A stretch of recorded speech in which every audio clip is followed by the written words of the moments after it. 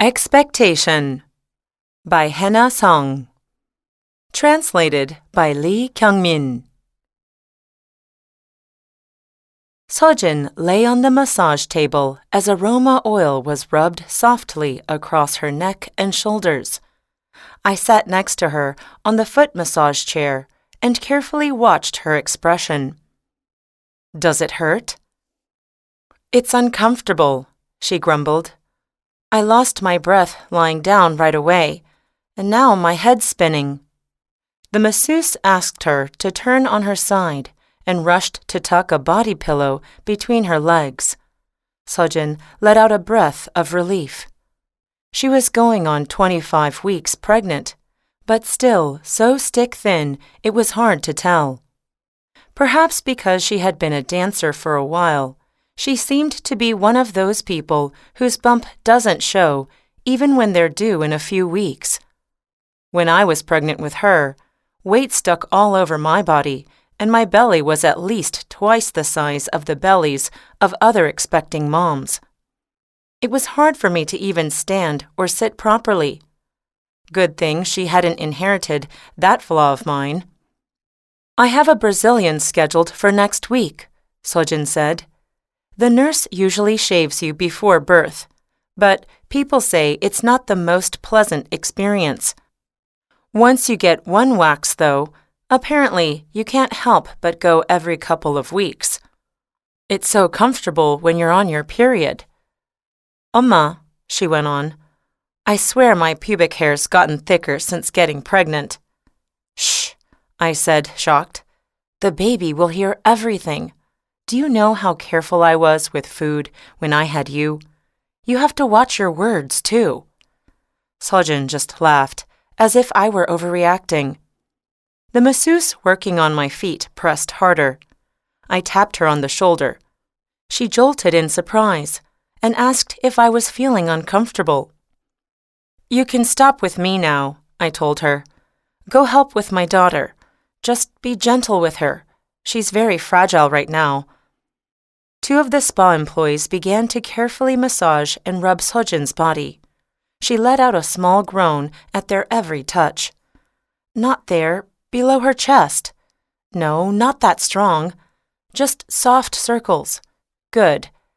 I instructed them and watched Sojin's response. She looked satisfied. My baby.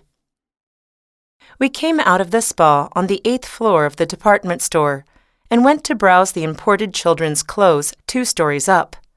At Baby Dior, Sojin shrieked and filled her shopping basket with all kinds of newborn clothes and sneakers small enough to fit in the palm of your hand. "Hey, you could get these after we get back from Guam," I told her, worried. "What? Are you saying you don't want to get them for me?" Sojin grabbed everything without even glancing at the tags, including items she wouldn't need for a while. After checking the newborn clothes, she perused dresses for toddlers, then asked me to buy one without hesitation. Kids grow fast, right, Oma? My daughter, who used my money without an ounce of shame or apology. But I didn't think that was excessive or even greedy. She was simply enjoying what was given to her, naturally, readily. When I had told her the baby should be an American citizen and I would look at hospitals in Guam, she'd willingly accepted that too, though she did add a little note at the end. "Guam's fine, but are you sure we can't go to New York? It's been so long since I've been to Central Park and shopped around." Passport control is complicated there, and they've cracked down on birth tourism before. Visas had become harder to come by after the 9/11 attack, and it was now difficult to travel to a big city like New York to give birth. Never mind that 30 years ago, anyone with money could do it. The fact that I hadn't been able to go then was my life's biggest regret. My father-in-law had been strictly against it. He'd accused me of wanting to make a Yankee out of a precious member of the esteemed Chungjuji family, and refused to pay a single cent for the trip. I'd given up then, but I should have done whatever it took to get on that plane to New York. We ended up having to go through all kinds of unnecessary stress for Sojin's study abroad in middle school, as well as her college admissions, all because of her grandfather's ridiculous insistence that her birthplace be the same as her ancestors. But in 3 months, Sojin would follow a carefully set plan to have her baby in Guam. All she had to do was sit back and enjoy the smooth journey I'd prepared for her. Naturally, readily. At the cashier, I watched the growing mound of baby clothes Sojin had so carefully picked out. There was everything from newborn onesies to toddler swimsuits. But I knew Sojin easily changed her mind and followed all the latest trends. She would buy new ones when the baby was born. It was such a waste to throw out these brand new pieces that wouldn't get to see the light of day. But I didn't say anything and just paid for it all. Thanks, Amma. Sojin linked her arm through mine as if she'd been waiting for this moment. She grinned, showering me with all kinds of flattery. It was that cute side of hers that made me turn a blind eye to her flaws, that made me give and give even as I tried to stop. "You're going to stay for dinner?" I asked her. Sojin nodded to say of course. We made our way to the supermarket on the basement floor, and I was wondering whether to make a seafood or meat dish when Sojin got a video call. She checked the caller before excitedly picking up. "Gigi!" It was him. "How's our little Bogi? And Tubok's growing well too?" I tensed up. That familiar voice, the one who called Sojin Bogi, because he wanted to, then called my grandchild by the ghastly nickname Tubok. Sojin told him she'd come to the department store with me and showed my face on the screen. "How have you been, Abonim?" I put on a smile to greet my father-in-law. His expression quickly hardened. "Ah, good. Good, of course," he managed to say despite his surprise. The man was so thick. Didn't he know you're supposed to give back what you receive? Without asking me how I was, he told me curtly to put Bogi back on. Their call continued while I pushed the shopping cart through the aisles. "Do you want short rib or ribeye beef?"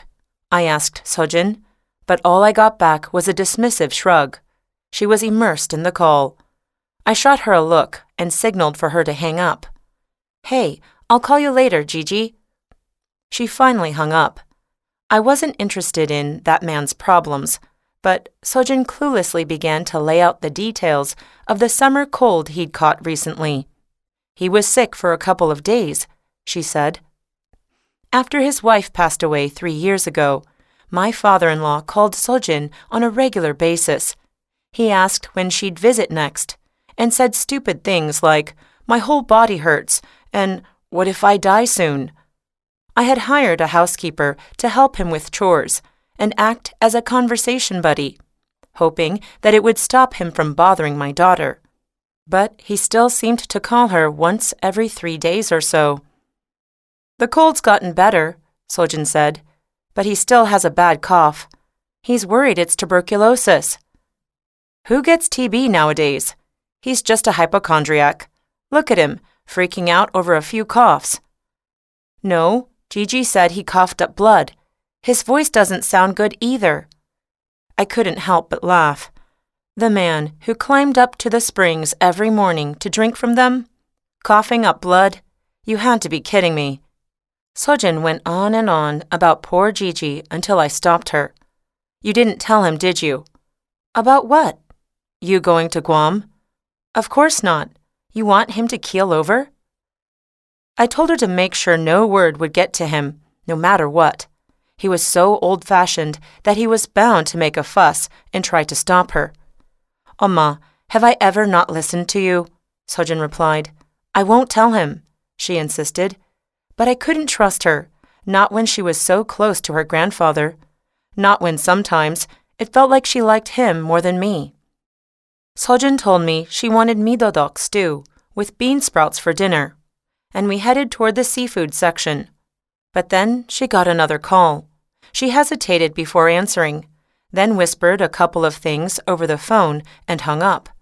Her brown eyes glanced this way and that, a tic that came out when she was nervous or anxious about something. "What's wrong?" I asked. "It's just, Gigi seems to be coughing a lot. He asked me to get some meds for him." "Why didn't he ask his housekeeper?" I shot back. "Of course he has to ask his pregnant granddaughter to run an errand for him." But Sojin's reply was naive, just like her. "Why don't you come with me, Omma? It's been a while since you've seen him, too. We can eat dinner together and show him Tubok's ultrasound." "I'm fine. Just go yourself." A wave of hurt came over me. My face must have gone sour, because Sojin grabbed my arm and made a puppy face. "I can't just ignore a sick person, she begged. "It'll be just for today, I promise." Her cloying sweet talk didn't make me feel better. She watched me closely before checking the time and saying she had to be on her way. She ran toward the parking lot, leaving me to finish shopping alone. I paused while reaching for the midodok in the seafood section. My father-in-law also loved midodok stew. People said that it was a miracle if you could chew soft vegetables after 70, but that tough geezer didn't even have dentures and still managed to eat the hard sea squirt. "I'm going to live to see our Tubok go to college," he would say, showing off his strong teeth. That's Gigi's one wish, a wish that sounded more like a curse. So, getting tuberculosis? Him?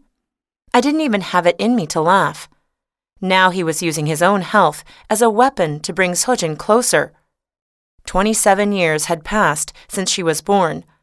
It was about time he stopped meddling in my child's life. So why did he continue clinging on between us? I always hated that name, Gigi. When Sojin was 6 months old, I taught her all kinds of words in the hopes that she'd learn to speak faster. Single-syllable words like road or win, palatable sounds like yes or shoe to strengthen her tongue and the muscles in her mouth. But the one I spent the most time on was Omma. I wanted to be the first person that my baby would call. I hoped she would mumble anything that could vaguely sound like that. Mama, Amma. But all she did was roll her eyes left to right, with no sign of moving her mouth. Only 6 months later did she begin to babble, and even then, her first word wasn't to me. Gigi. In front of her bright face was my father-in-law.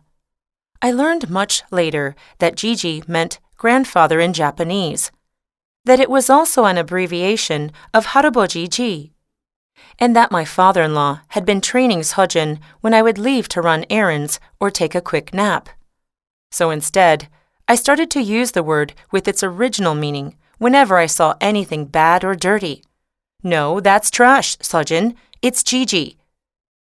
I'd hoped that Sojin would stop using my father-in-law's weird nickname, but in spite of my wishes, she began to view it as something positive. At the sight of her grandfather, she would shout, "Gigi!" and run into his arms. She only ate her food if he spoon-fed it to her. And even when she tripped and fell, or faced any problem, it was he who she turned to first, not me. "Here, my darling, our little Bogi. Come here, tell Gigi everything." My father-in-law said it was true. Your grandchildren were cuter than your own kids, and he never let Sojin out of his sight.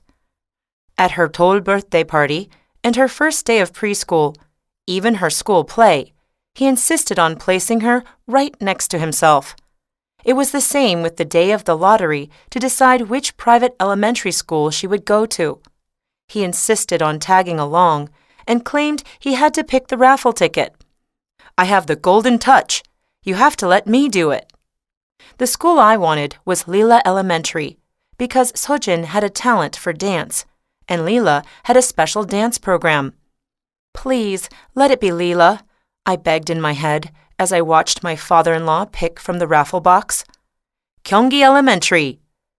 It wasn't the result I'd hoped for, and of course, though he was the one who'd fumbled my child's future, I was the only one who could save her. Luckily, a parent next to me wanted Kyunggi, and we'd decided to trade tickets in secret when my father-in-law took it out of my hand. "Some mom over there asked to trade for Chungang University Elementary," he said. "That's the only school for our family. Your husband graduated from there, and they're the most passionate when it comes to education." No matter that I was the person who would support Sojin through her entire schooling, he whisked away my spot and ruined my plans. He was relentless, that man. When I was pregnant with Sojin, my father-in-law was busier preparing for the baby than I was. As soon as he heard that I was expecting, he reserved a private room at a famous hospital in Mukjeongdong, and even went down to Gyeongju to acquire 10 bottles of a special herbal tonic from a renowned doctor of traditional Korean medicine. One day, he made me a cassette tape of the best classical pieces for babies in the womb. This is Minuet in G minor, one of my favorites of Handel's. Whether it was because of my unpredictable hormones or the warmth of a father figure that I'd never felt before, something melted inside me, and a few tears escaped my eyes. My father-in-law handed me a handkerchief and patted my shoulder. "It's okay. Don't cry. All your worries will get passed on to the child. You have to keep calm during an important time like this." He stayed with me until I stopped crying, walking me through a few deep breaths and offering his advice. What a thoughtful man, I thought. What a kind father-in-law. Unlike my own father, who had barely spared a thought about me my entire life outside of the occasional attempts to buy my favor, this man took precious care of my feelings. I would soon learn, though, that his gentle guidance wasn't out of love for me. It was out of his insistent affection for my child.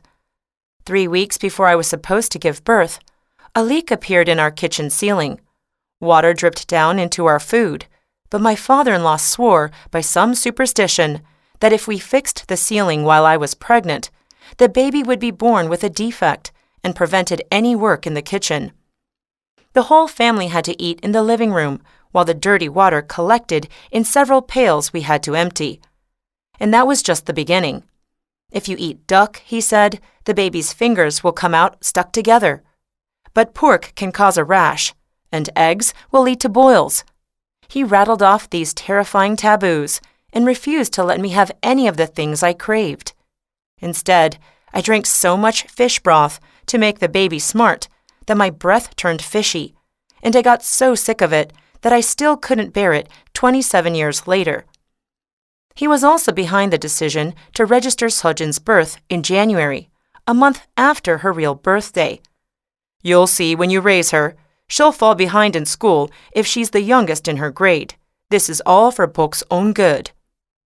I also wanted only the best for my child, for her to eat the best food, for her to grow up without knowing any hardship or pain. I'd even quit my job for her.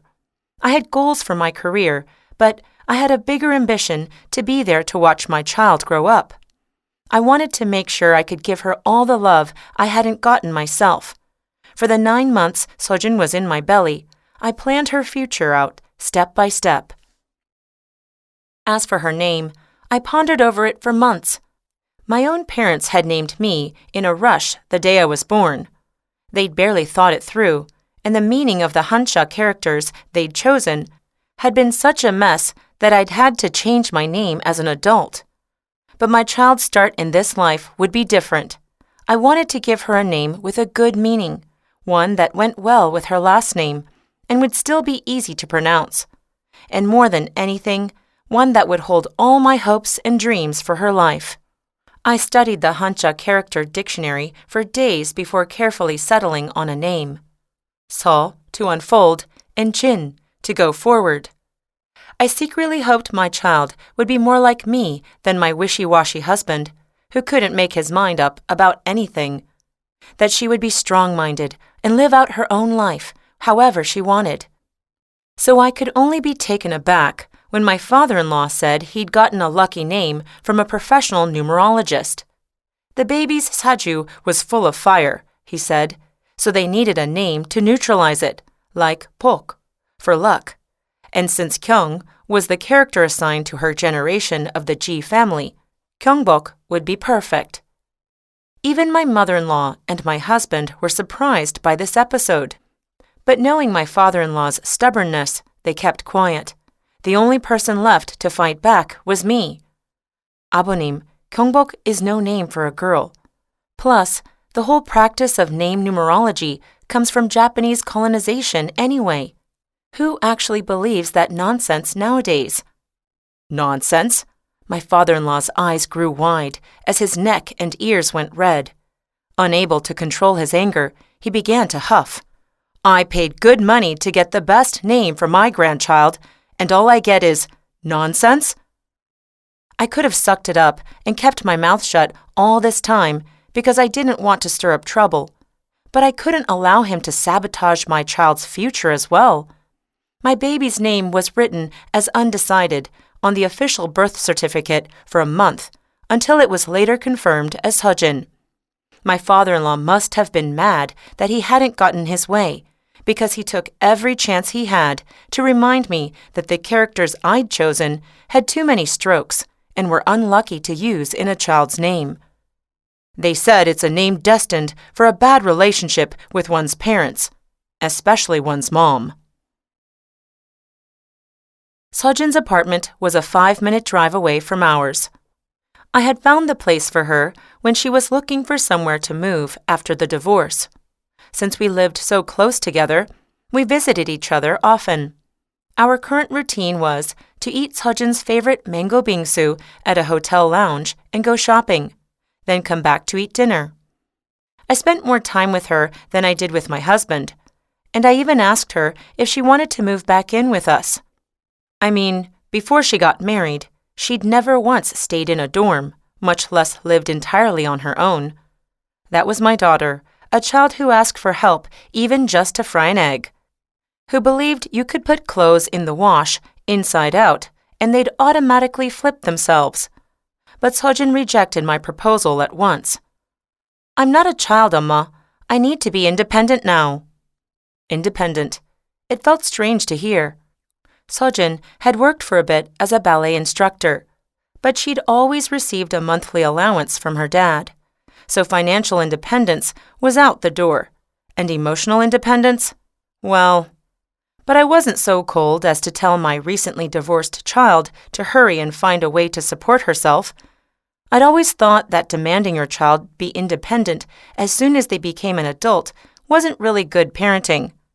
Maybe some children required that kind of harsh separation, but not our Seojin. She couldn't do anything without me, and she thrived on a stage that I arranged and directed.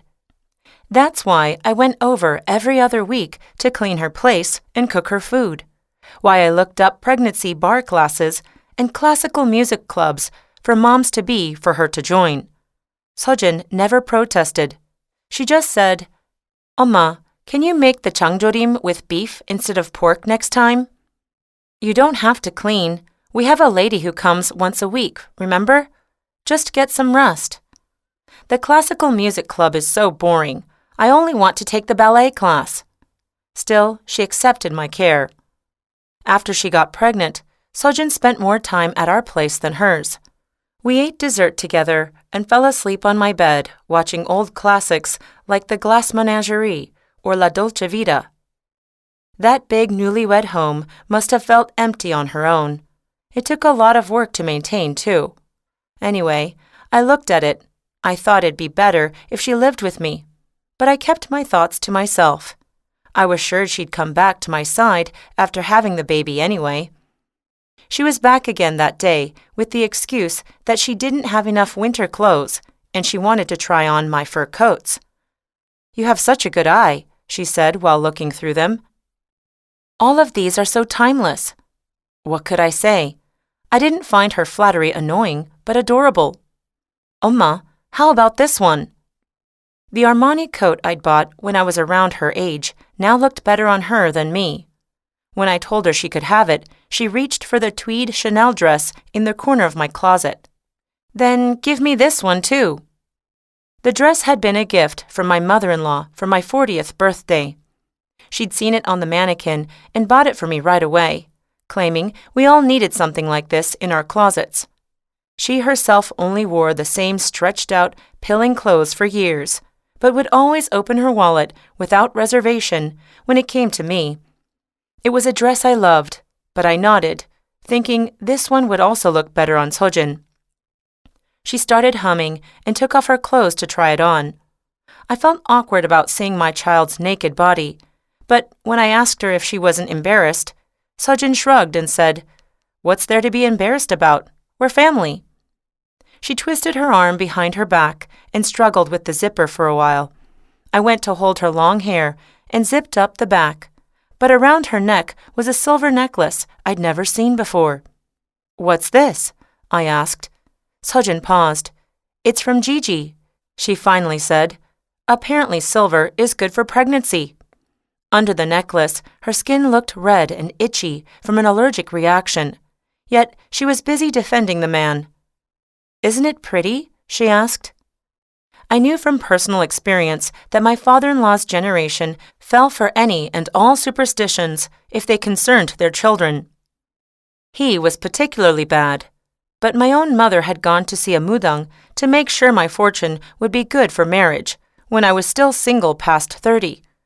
She made me carry special pujok slips for good luck and almost put on a gut ceremony to pray to the spirits. But I couldn't see what good this belief, neither logical nor useful, did for me, her child. It wasn't like it was any sort of carefully considered plan. Now I was worried that my father-in-law would force Sojin to carry pujok slips around or drink random herbal tonics. I demanded Sojin take off her necklace right that moment. "You sure your grandfather hasn't put up pujok in your home or anything?" "Wait.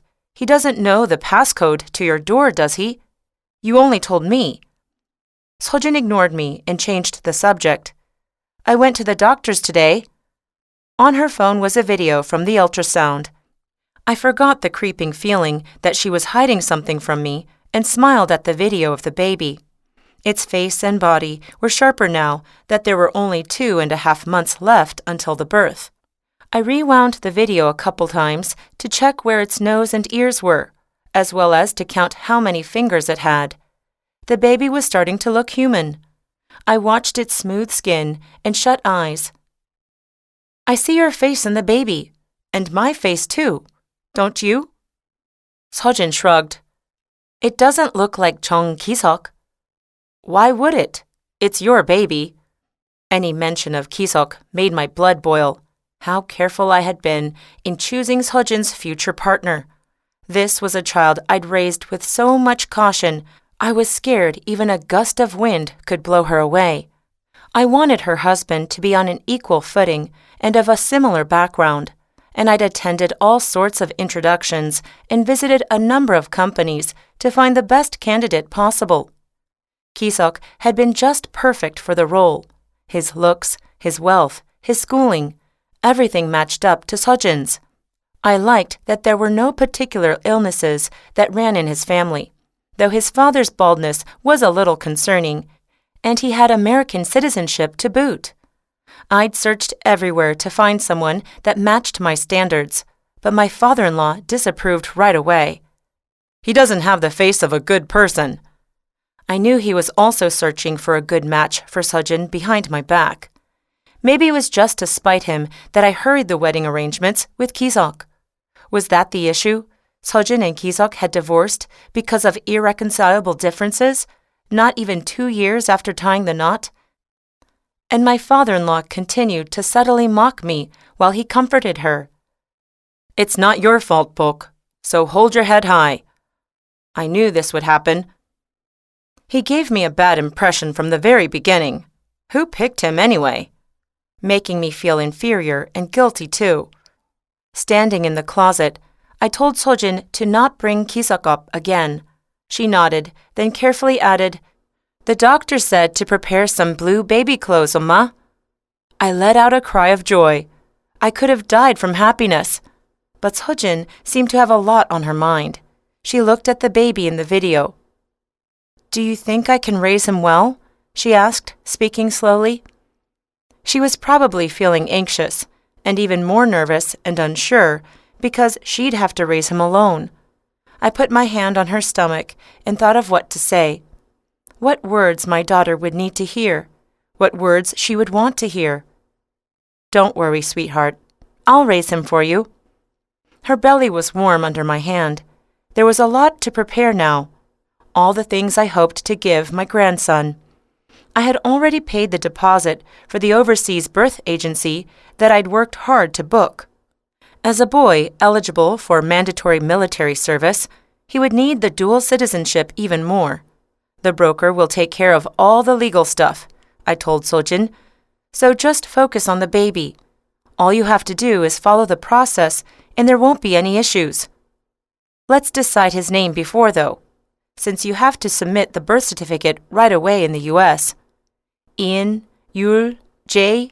I listed a few names that would work easily in both English and Korean. Durim is pretty popular too," I said excitedly. But a shadow came over Sojin's face. "Is this because you're worried about raising him?" I asked. "Don't worry, I can raise him, and we can get a nanny if we need to." But she still seemed a little reluctant. Her eyes flitted back and forth, and then it hit me. You told your grandfather, didn't you?" Sojin twisted her body back and forth. "Oma, can't I just have the baby here?" "Why?" "Gigi said he's already booked a hospital in Mukjongdong. We can cancel it." "No, it's just—" "What? What's the matter?" Sojin hesitated before finally spitting out the truth. "The thing is, Gigi told me it's actually a crime. He said you shouldn't break the law." "A crime?" It was so ridiculous, all I could do was laugh. Don't break the law? From the man who'd gotten a secret private tutor to send his son to college when tutoring was outlawed in this country? The man who'd sent thousands of dollars under the table to bribe his trade partners? I couldn't believe he would try and frame my love and sacrifice for my grandson like that. Sojin continued, not leaving out a word he'd said. He asked, if there are enough international schools here, why are we trying to commit a crime abroad? I got kind of scared listening to him. I couldn't believe it. How much had he grilled my innocent daughter to make her so terrified? I could only imagine how much he'd insulted me and criticized my choices, my affection, in front of her. Sojin, who do you think is on your side here? Me or your grandfather? I knew pitting us against each other like that was childish, but sometimes Sojin seemed to forget that I was her mother, that it was me, not her grandfather, who would throw everything away just for her. Do you think I'd send you all the way to the U.S. to cause you harm? Or invest this time and money to turn you into a criminal? I don't know what your grandfather told you, but it wasn't in your interest. That crazy old man has no idea what he's talking about. Sojin let out a sigh. I know you're right, but then I listened to Gigi, and he seems right too. He said I could go to jail if I got caught. Oma, I don't want to go to jail. I kept explaining that it wasn't dangerous and that her own son, but Sojin still hesitated. I started to wonder whether she was unsure because of what her grandfather had said, or if there was a chance that money was involved. My father-in-law had always said he would hand over a small building in Eunpyeonggu to Sojin before the gift tax was raised. He promised it as a wedding gift so she could start a dance studio and get the rest out for some extra money. But once he found Hisok was her fiancé, he'd gone back on his word and never mentioned the building again. Maybe Sojin had also felt let down. Maybe that was the reason why she was following that man's words even now. Is this because of his money? Sojin looked confused. What do you mean? Because of that building he'd said he'd give you. I understand if that's the reason, but trust me, your grandfather isn't someone who keeps his promises. I don't want you to be swayed by empty words like that. Her face fell. You think I'm doing this for a building? That's enough for today, I thought to myself. You've shown her what's right and what's wrong. But my words somehow outran my thoughts. What is it then? Would you have listened to your grandfather spewing nonsense about crimes or whatever if he hadn't fooled you with his money? No, you would have ignored him. What? Am I wrong? I swear you and your father are the same. When that man gets hold of you two, you can't see straight. I shouldn't have said that. I shook myself out of it. Sojin glared at me, her face stone cold. He's right, she muttered under her breath. You are superficial. What did you say? That's what Gigi says about you, that you're superficial. I just ignored him up till now, but he was right. You're a snob. Sojin took off my dress and threw on her clothes before walking out the door. I stared after her for a while. I knew one couldn't be rational when it came to love for their children, but I always seemed to crumble and lose all sight of reason whenever my father-in-law was involved, and get ugly, so very ugly. The tension between my father-in-law and me had gotten worse as Sojin grew older. It was inevitable, as we lived under one roof for a long time. Until Sojin entered middle school, we lived in my in-laws' house in Pyeongchang-dong. We originally planned to stay there just until the new apartment in Dogok-dong we'd bought was finished. But the move had been pushed further and further back until one day, 15 years had gone by. Just rent that place out and stay here, my father-in-law said. We have enough rooms as it is. It's nice for families to live together. Remember that old story about 9 generations of the same family living under one roof? No one will get lonely either. I should have rejected his proposal right there, but my dense husband seemed more pleased than anything. Should we actually? He said. My in-laws' neighbors called their place the house with the conjoined tree. The year my husband was born, my father-in-law had planted an Aralia and Zelkova tree side by side in the front yard. It was said that the two trees couldn't coexist, but they began to join together from the roots up, entangling as they grew, and the house became known for having a rare conjoined tree, for being a family full of love. What the neighbors didn't know was that the tree had actually been artificially grown by my father-in-law, who planted the two saplings right next to each other and tied their stems together with string, scraping off the bark between them. I still remembered the first time I'd stepped into that house to meet my husband's parents. It was a 2-story mansion with big windows and an impressive view. The quiet sprinklers in the yard set small rainbows alight, and the neatly groomed conjoined tree created a wide patch of shade. My father-in-law sat on the deck, leisurely listening to some music. I recognized the piece. Handel, right? He broke into a wide smile. I prefer him to Bach. Me too. He's the mother of music, after all. He and I continued our discussion about classical music throughout the dinner. We had a lot of things in common. We both loved classical music and Louis Buñuel's films. We both supported the Conservative Party. We loved food and preferred to eat nothing but the very best. My parents had sent cheonggwa and small tea desserts as a gift. Like a proper gourmand, my father-in-law showered them with compliments. Their shape and taste are perfect. Watching this good-natured man, I waved away my mother's warnings from earlier. You have to be on your best behavior there, she had said. I heard one of the parents is quite eccentric. Someone who is said to have intervened in all of their sons' potential matches and rejected dozens of candidates, whose horrible ambush calls were avoided by even the matchmakers, who resembled a century-old snake in hiding. At first, I thought those infamous stories were about my mother-in-law. Though I hadn't known before getting married, my father-in-law had my husband wrapped around his finger. He followed his father's every order when he worked beneath him.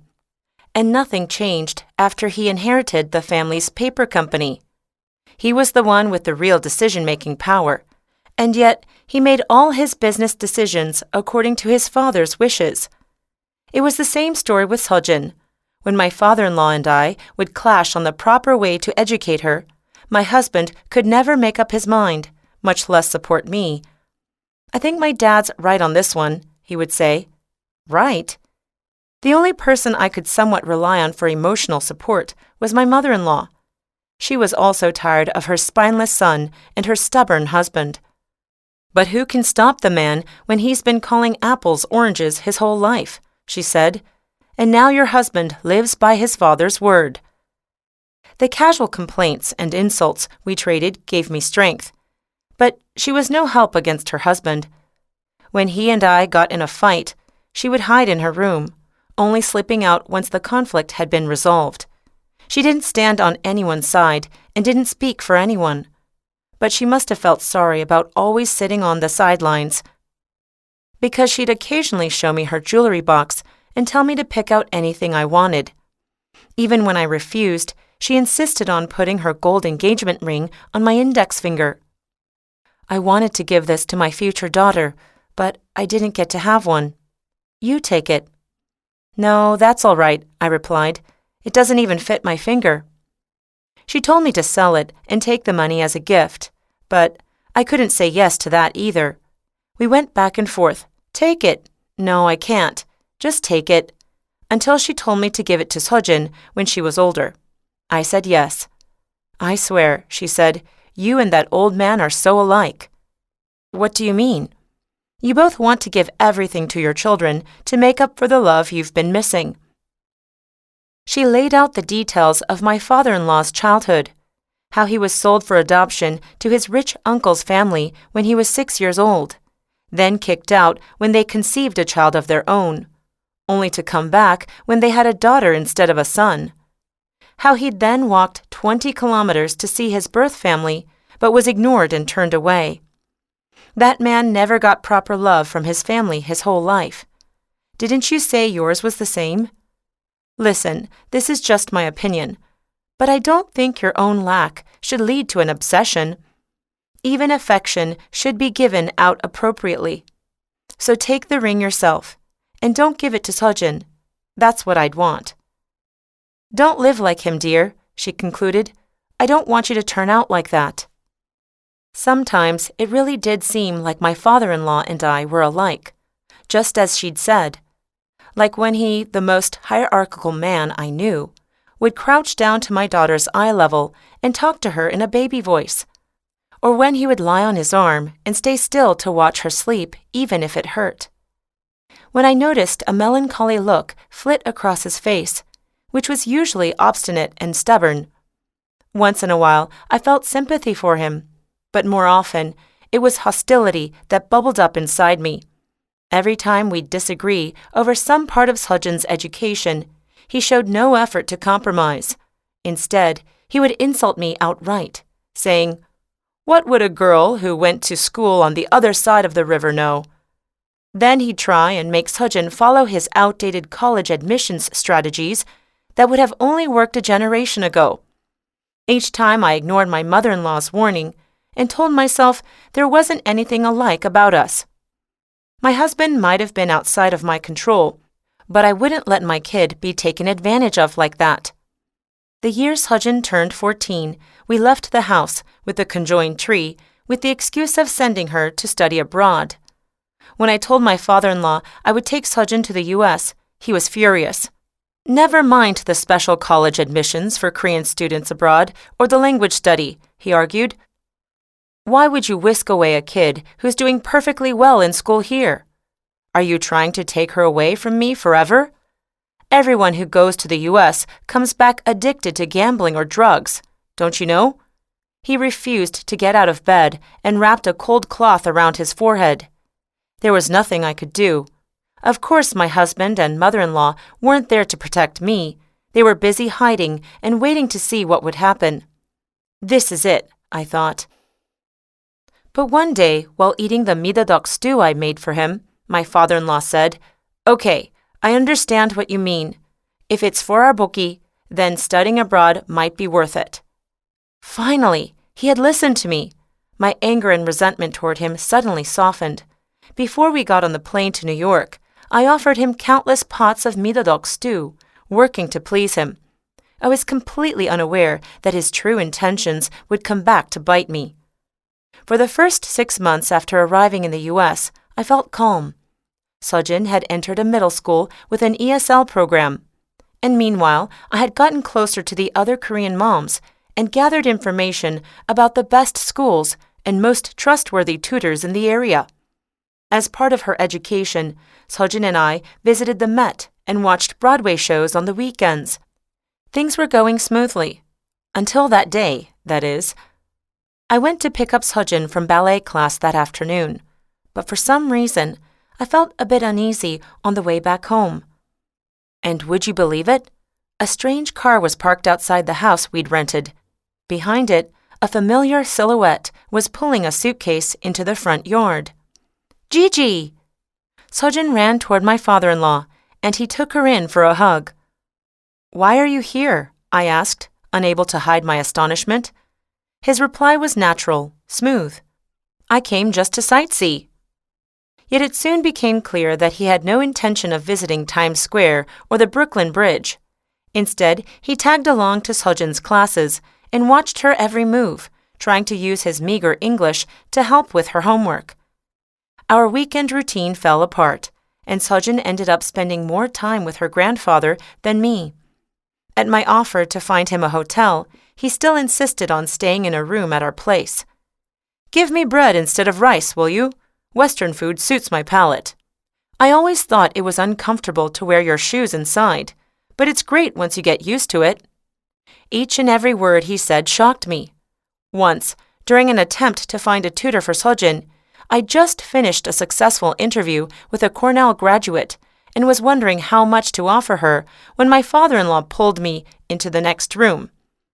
That kid had a strange way of pronouncing things. Everything was so harsh.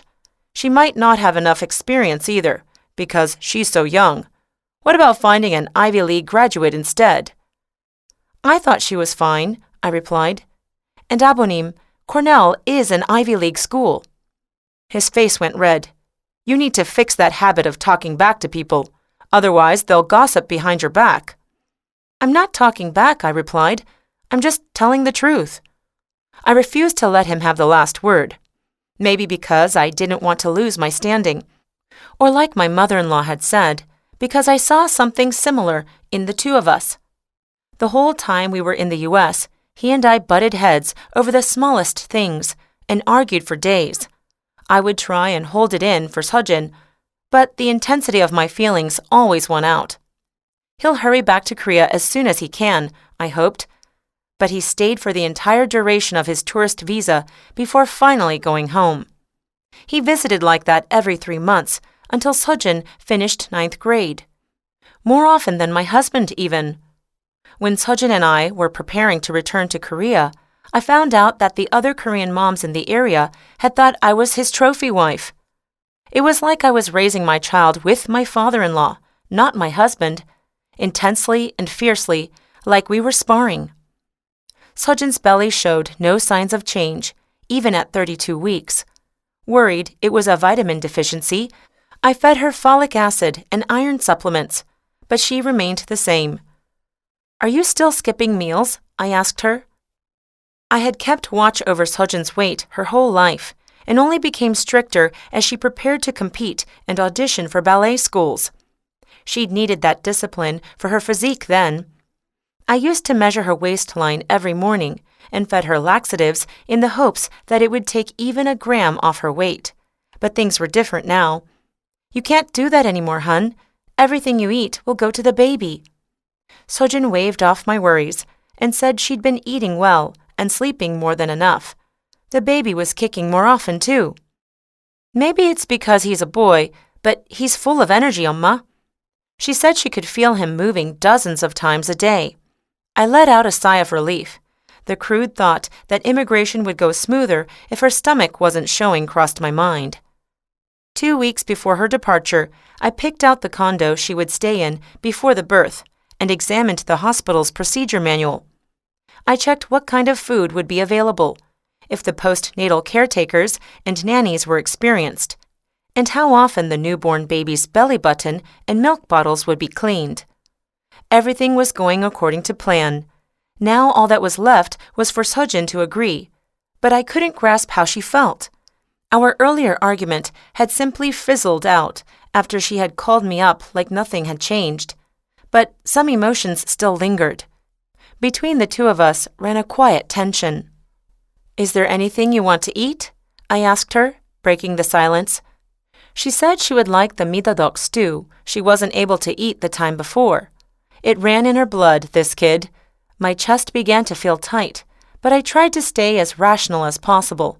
Sojin was pregnant, and this was about her cravings, not what tastes ran in her family. But no matter how much I tried to convince myself, I had a bad feeling that my daughter's life was caught squarely in the shadow of her grandfather's. I tried to shake it off as I took out the midadok from the freezer. I had gone to thaw the seafood under the tap when Sojin suddenly embraced me from behind. "엄마," she whispered, "Gigi has pneumonia." I paused. "Really? Are you sure?" "That's what the doctor said. His body is pretty run down." Her swollen stomach touched my back. She continued slowly with that particular nasal voice of hers. "엄마, I want to go to the U.S. too. I know that would be good for Tubok, but Gigi started crying when I told him. He doesn't know how much longer he's got to live. He asked if I really have to go. It's not just getting birthright citizenship, you know. You have to live there for at least 10 years. But Gigi can't get on a plane anymore, with his health and everything. Seeing him cry like that really shook me. A while had passed since I'd last seen my father-in-law.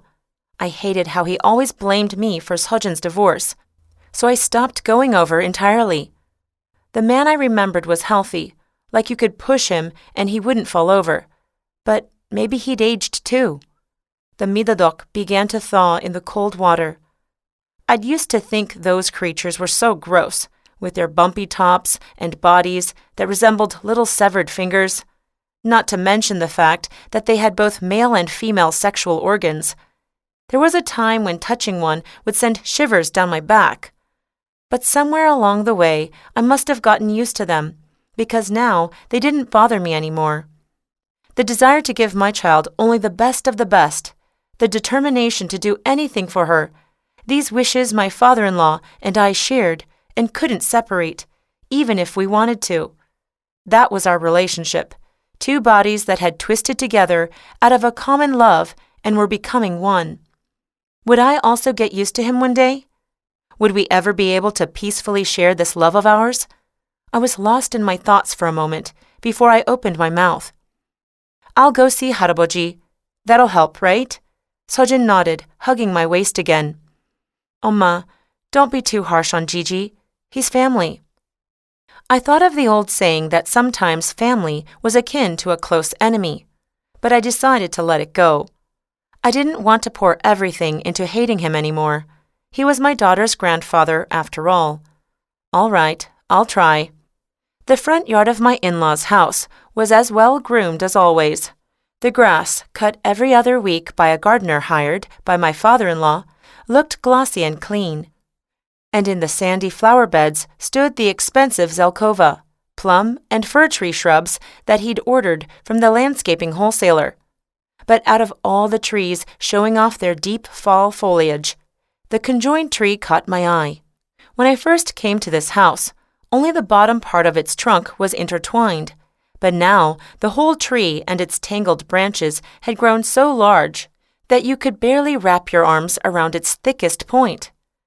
Sitting beneath its wide shade was my father-in-law, listening to music. I recognized the piece from the intro, Handel's Minuet in G minor, performed by Wilhelm Kempff. Much had changed since the days when I would go on, bright-eyed about how Kempff's rendition of Handel was so somber and poignant, yet simple and unpretentious. Now the man sat listening, with his eyes closed, looking pitiful and frail. "Abonim, it's me." He blinked his heavy lids open at my call. His eyes were dull, his cheeks caved in. My father-in-law had aged noticeably in the time since I'd last seen him. "So you got older too. You became weak." Sure, we weren't linked by blood, but maybe Sojin was right, and I had been holding too much animosity toward a member of our own family. Today was the day to resolve any misunderstandings and let go of old grudges. I could do it. I had to do it. My father-in-law didn't greet me with an, "It's been a while," or "How are you?" but just glanced around me. "Where's Bogi?" "Sojin didn't come along. I let you know over the phone that it'd just be me today." "You did? I don't remember." I had definitely told him, and here he was acting like it was the first time he'd ever heard such a thing. A sharp anger rose inside me, but I made an effort to continue with the kindest voice possible. "Aren't you cold out here? It might be better to go inside if you're not feeling well." He let out a wet cough. "What, did you come to check if I'm dead? It's not like you would visit for any other reason." "Why would you say something like that? That hurts my feelings." "Here, I made some toraji jeongwa for you too. They say the root is good for the lungs. Let's go inside and—" "I like it outside." He cut me off and pulled the blanket that was on his knees up to his chest. "If you have anything to say to me, you can say it here. The house is dirty because I haven't been able to clean it the last few days." A chilly breeze grazed the back of my neck. I stood awkwardly with the jeongwa in my arms. "That housekeeper you got me turned out to be a kleptomaniac," he said bluntly. "I should have known when some of the gochugaru and tissue paper went missing. She had a nasty habit of touching everything," he went on. He was positive she had taken the golden toad figurine he'd kept next to his bed. "I should have chased her out from the beginning. Can't trust anyone after that insolent woman. Guess who insisted on taking her last paycheck and didn't even clean? Now the house is a wreck." I stood listening to all of his complaints. "Are you sure?" I asked him carefully. "You might be making some assumptions."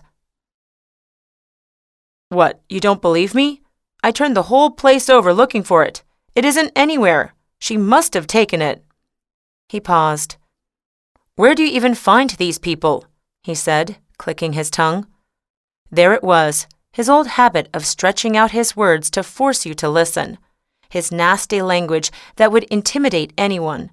Any compassion I'd briefly held for him disappeared. There he was, the man I knew. A man so particular and eccentric you couldn't possibly get used to him. A man so self-righteous he'd always insist he was correct, no matter what you might think or feel. My father-in-law lay in his rocking chair, his expression sour. "Nothing I do will ever make you happy, will it, Abonim?" I asked him. "What?" "Well, this is all I'm going to say. Sojin will leave for the U.S. soon. That's what she wants, and I intend to send her there." "How many times do I have to tell you no?" "Why? Because it's a crime? Or because of the baby's birthplace on his birth certificate?" "Abonim, please. You know that's nonsense." He straightened his back and glared at me. He didn't look well, but I didn't care. All the anger that had welled up deep inside was forcing its way upwards. "You're just unhappy because you can't steer this in the direction you want," I said. "Is having Sojin's dad not enough? Do you need to do this to my daughter too? Telling her useless things like what she's doing is illegal? Why are you so set on ruining her life?" "Ruin? Me?" My father-in-law scoffed, and I glimpsed his perfect teeth. "You're the one sabotaging your own child's life, using Bogi to satisfy your own greed. You think buying your way into citizenship is everything? Do you know how hard it is to live in a foreign country? I knew you were short-sighted, but this—" My rage boiled over. I didn't even try to suppress it. I just let it explode. "Please, stop calling her that. Her name is Sojin." "What?" What had I been thinking? There was no way I could compromise with this person. No way we would share our affection or our beliefs. "Stop calling her Bogi. She's my child, my daughter, not yours." His eyes widened as his mouth gaped open. "You've lost it, haven't you?" He kept on muttering to himself. "That's it. She's finally gone crazy." I left him there and stormed out of the house. My heated emotions only began to cool once I started the car. I took a deep breath and looked at my reflection in the rearview mirror. My hair was all tangled, my face flushed red. Maybe my father-in-law was right. I had lost it, gone wild and crossed a line with an elder, behaved against my better knowledge, burdened my daughter with a weight even I couldn't carry. But if I had gone crazy, really crazy, then what had finally set me off?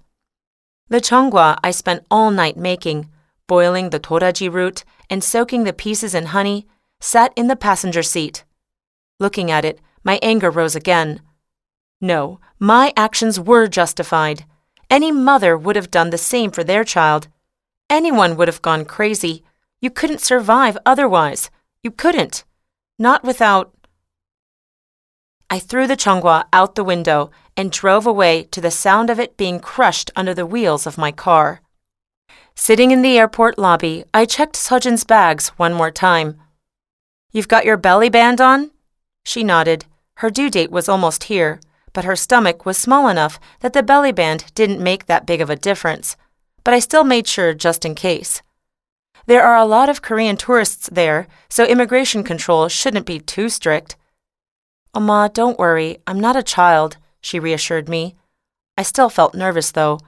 I would go with her if I could, but it wasn't easy for two people to stay for that long, and the agency had even said there might be issues at passport control if a parent tagged along. I decided to give up. "You and Gigi talked things out, right?" Sojin asked me before she checked in. The memories of the day I'd tried to forget bubbled up again. After barging out of his house, I debated calling my father-in-law for days. Had I been too harsh? Was there a chance we could resolve things even now? I picked up my phone and put it down again. I drank whiskey, which I usually didn't like. And when the alcohol hit and my insides burned hot, it came to me. A memory I had buried in the past. A day when my father-in-law and I had been on the same team. Sojin must have been 7 or so. She was rushed to the emergency room with a stomachache. But there happened to be a lot of patients waiting that day, and an hour passed without her being called. I held my pale daughter in my arms and demanded to know when the doctor would see her. As my voice grew louder, my embarrassed husband told me to quiet down while my mother-in-law sat in her chair, hands clasped in prayer. With no one to help me, I shouted alone like a hopeless woman gone mad until someone burst into the emergency room yelling even louder than I was. "Who is it? Who's making my baby wait?" He made a scene and insisted on seeing the doctor, and I began to shout alongside him. "Let us in now! Our baby might die!" I didn't care about my husband looking at us with shock and disgust, my mother-in-law slowly walking away, or the other patients whispering under their breath. My father-in-law and I dropped to the floor together, crying and stomping our feet. "Oh, my baby's going to die! All because of you people! She's going to die!" Just like that, as if we'd both gone crazy. There had been times like that, and that other time, and then, too. In a daze, I ran through all the instances when my father-in-law and I had worked together until I willed myself to stop. I knew from experience that memories were easily romanticized and corrupted, that they could find your soft spots and make you believe there was hope. If I trusted those memories and acted on them, I'd only regret it right away. My father-in-law wasn't someone who'd change after a single conversation. That's what I wanted to believe. "We did, and it went well," I told my daughter. "You don't have to worry about us anymore." Sojin said she was glad we had cleared the air and went to the check-in queue for business class. My baby. She fumbled through getting her single ticket and struggled to put her luggage on the scale with her weak arms. Would she be okay on her own? A month and an extra 2 weeks on top of that. It was the longest we'd ever been apart. As I looked at her preparing to leave the country without me, tears began to well. "Are you crying, Oma?" Sojin ran up to me and rubbed my shoulder. "Why? I'll be fine. Don't cry." I had even taken a sedative to prevent this, but the tears wouldn't stop. My daughter. I thought she would stay a child forever, but soon she would be a mom, too. They said you only understood your parents' love when you had your own child. Would she see now how much I loved her? I thought of that saying that a parent's love was so great you could put your child in your eye and it wouldn't hurt. Would she see now that these weren't empty words, but the proof of our genuine affection, the essence of a love that couldn't be expressed otherwise? I was sobbing into Sojin's shoulder when a familiar voice came from behind us. "Bogi!" My tears dried instantly. Sojin waved to her grandfather before she glanced at me and quickly lowered her hand. Her brown eyes flitted back and forth. She tried to explain, but my father-in-law stopped her and scanned my expression. I forced my lips into a stiff smile. "Abonim, you came." I spoke as nicely as possible, trying to put what had happened behind us. I waited for his reply, but of course he pretended not to have noticed me and went straight to Sojin instead. "Our little Bogi, did you check your luggage already? When is the flight?" Sojin told him there was still an hour and a half left until takeoff. All she had to do was go past security now. He nodded. "Let's get a coffee," he said, pulling her toward a cafe. I would have dragged her back, but they were already a few steps ahead. I didn't want to make a scene when she was already under a lot of stress. I hurried to follow them. While I waited for our coffees, my father-in-law grabbed the seat next to Sojin. I ended up sitting across from her. Outside the window, a plane took off. The sky was gray. Low, heavy clouds covered the sun until the last rays of light disappeared entirely. "It doesn't look good. Not at all," my father-in-law grumbled. He took out a thick paper envelope from his pocket and handed it to Sojin. "For our Bogi, so you can get yourself everything you want to eat there. Don't worry about money, okay?" "Thanks, Gigi." Sojin slipped the envelope into her bag, taking what was hers without a single show of hesitation or humility. I'd always found this side of her endearing, but not this time. "You need some extra pocket money," my father-in-law went on, "and it's not like anyone else prepared it for you, I'm sure." He was trying to subtly take his revenge again, probably still angry from the other day. What a petty old man. He's continuing acting as if I were invisible, talking only to Sojin. I did the same and brought up stories that only we would know. Sojin glanced back and forth between us. "Oma, Gigi, did you know that in Guam they say hapade to greet each other? It kind of sounds like a Korean regional word, right? Hapade."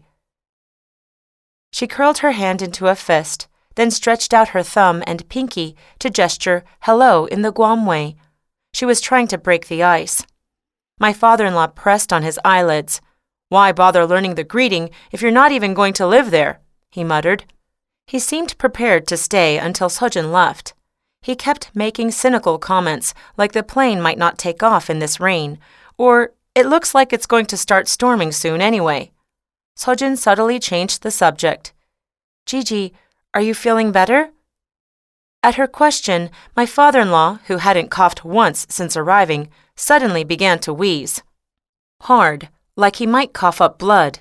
His eyebrows and lips furrowed in a frown so dramatic you couldn't help but think he was acting to get her attention. That sly old geezer. He coughed for a while longer before grabbing Sojin's hand in his. "Bogi, do you have to go?" he asked. "I've been having some strange dreams lately. I have a feeling that something bad's going to happen. It's not too late to cancel the tickets." Of course you have to hold back my daughter until the very end." "Sojin," I interrupted before he could get any further. "Honey, it's time now. You should go in." I wanted to stay with her as long as I could before she left, but I had no other choice. Cutting them off now was the only way. Sojin hesitated. "What are you doing?" I scolded. "Didn't I say you need to go?" My father-in-law frowned again. As he glared my way, I muttered something under my breath, something petty and barely audible, just as he always did. Why would he come to the airport anyway? All he's doing is making us uncomfortable. My father-in-law's face went red. His lower lip began to tremble. "Yeah!" he screamed, loud enough that everyone in the cafe turned to look. "You keep crossing the line since last time, you know that? What, Are you annoyed that I came?" "Just annoyed?" I yelled back. "I'm sick and tired of you. Did you even listen to what I said last time? Why do you have to come all the way here to torture her?" "I'm here to see my granddaughter off. You call that torture?" "Is that it? Come on, I know why you're here. You want to force her to stay." "Oh, so you're trying to frame me now?" We shouted at each other, our faces feeling like they might burst. All our anger and resentment exploded at once. "Oma, stop," Sojin said. She looked stressed. "Everyone's looking." She glanced around us. "You too, Gigi. Stop, please." That word pushed me over the edge. "I told you not to call him that." "Call him what?" "Gigi or whatever that nonsense is. Stop calling him that." "I'm the one who will always be here for you. So why? Why?" "What are you attacking Bogi for?" my father-in-law yelled back. "Don't you know it's all because of you?" I wanted to scream. "Because you tried to take my spot. Because you stole the child I loved." The argument quickly devolved into curses and accusations. Remember that time and that other time? We dug up every detail from our long history and went after each other. It was petty, so very petty. "I knew from the day I first met you, such a vicious young girl." "You're the one that's vicious," I shot back. "You think I'm the only one who's tired of you? Your own son is, and your wife was too." I stopped calling him Abonim. He struck back with harsh yous and heys. Our fierce argument went on, and neither of us cared about manners, etiquette, or what the people around us thought. When his voice rose, so did mine. When I pointed my finger at him, he did the same.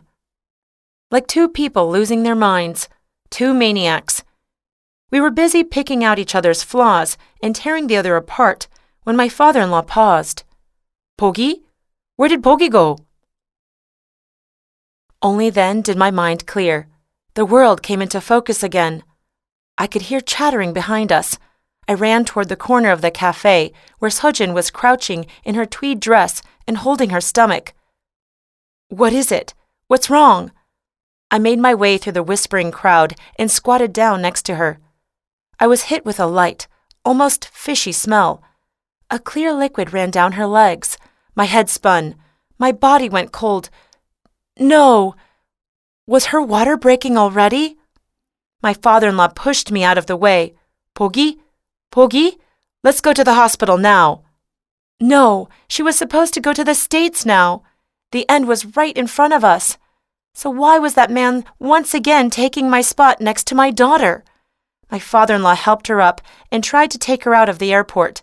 I hurried and grabbed a tissue from my handbag to wipe down her legs. "Sojin, honey, they won't be able to tell anyway. Just hang in there, okay? Let's get you on the plane. Wait until then." You've gone insane," my father-in-law cried. "And you call yourself a mother?" He grabbed Sojin's right arm and pulled her away. "Don't listen to her. I'll take you to Mukjeongdong. We can take a taxi. It'll be quick." "Come on."